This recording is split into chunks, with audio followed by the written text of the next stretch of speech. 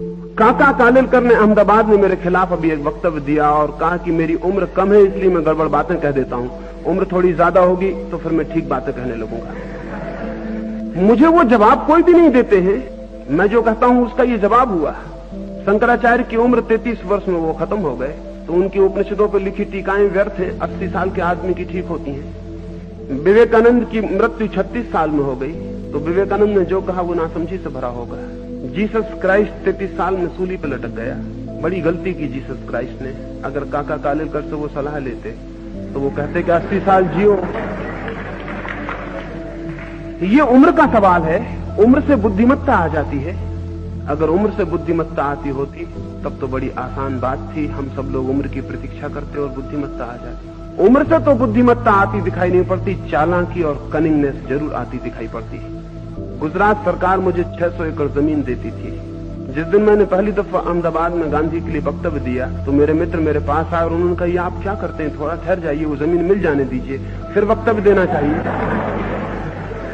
मैंने उनसे कहा, आप अनुभवी लोग हो, आपके लिए जमीन का ज्यादा मूल्य है, मैं गैर अनुभवी हूं, मुझे जमीन का कोई भी मूल्य नहीं है। जो मुझे ठीक लगता है वो मैं कहूंगा, जमीन आती हो या जाती हो इसका कोई अर्थ और कोई हिसाब रखने की जरूरत नहीं।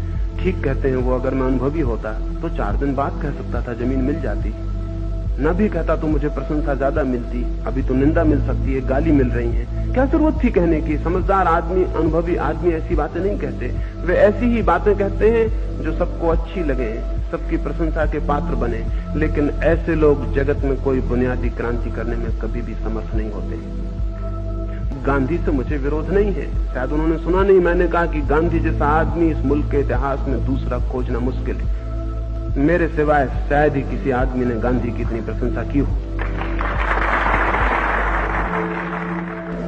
ये जो हमारी मानसिक दशा है कि हम प्रशंसा सुनने के लिए आतुर होते हैं, हमें अच्छा लगता है कि हमारे महापुरुष को बड़ा कहा जा रहा है, हमारे अहंकार की बड़ी तृप्ति होती है, लेकिन उस तृप्ति से मुल्क का क्या हित होता है। ये भी मैं नहीं कह रहा हूं कि गांधी ने जो किया वो सभी बुरा किया, कह मैं ये रहा हूं कि सारा मुल्क तो प्रशंसा करेगा, कम से कम एक आदमी को आलोचना करने दो, हिंदुस्तान पूरी प्रशंसा करेगा, सारे लोग प्रशंसा करेंगे, खोज खोज के लाएंगे कि क्या क्या अच्छा किया।